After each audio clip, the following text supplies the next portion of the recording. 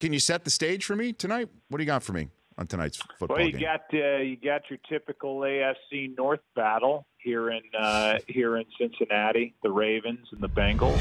I think it'll be a good game, actually. And you know, I think we're very proud of our schedule on Thursday nights. But even the first two games that are on the NFL Network, I think there's going to be intrigue tonight. I think there will be next week with Sam Darnold and the Jets going to Cleveland to play the Browns after Hard Knocks and people falling in love with the cast members / roster of the Cleveland Browns. I think the first 2 weeks, then on into the Fox schedule, will be really good.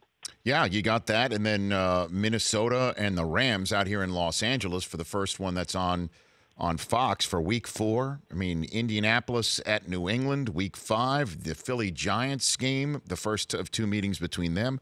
But tonight's game, I mean, with the way that we saw the tie between Cleveland and Pittsburgh play out, going up 2-0 in division is pretty huge. How much do you think of Lamar Jackson we might see tonight, do you think, Joe?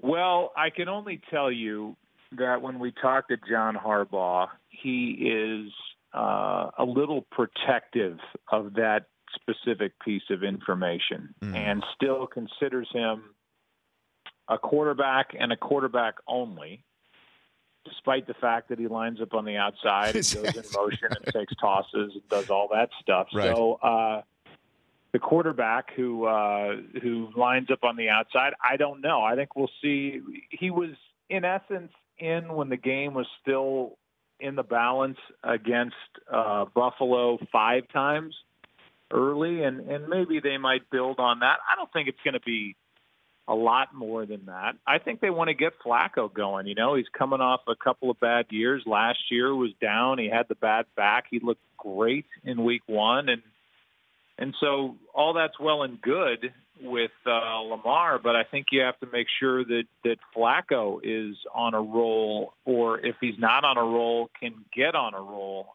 That's your best chance to win. So they don't want to be gimmicky. They don't want to make it kind of a sideshow. So if that's the case, I think, 5, 6 times at the most.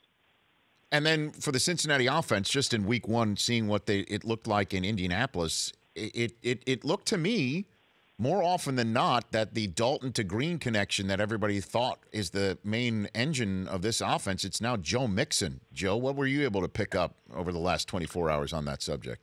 Yeah, I thought it was interesting that a couple of guys, not just A.J. Green, his teammate, but a guy that he'll be facing, and C.J. Mosley kind of went the Todd Gurley comparison route. Not saying that he is Todd Gurley, but for a guy that had basically 150 scrimmage yards against the Colts, you know, he can run it, he can catch it, he's fast, he's not a little guy, he's 6'1", 220. The question is going to be in this game is, can this offensive line for Cincinnati hold up against the pressure of, speaking of 80s and 70s sitcoms, Wink Martindale's defense? You know, they're going to blitz even more than they have in the past, and they proved that in the preseason.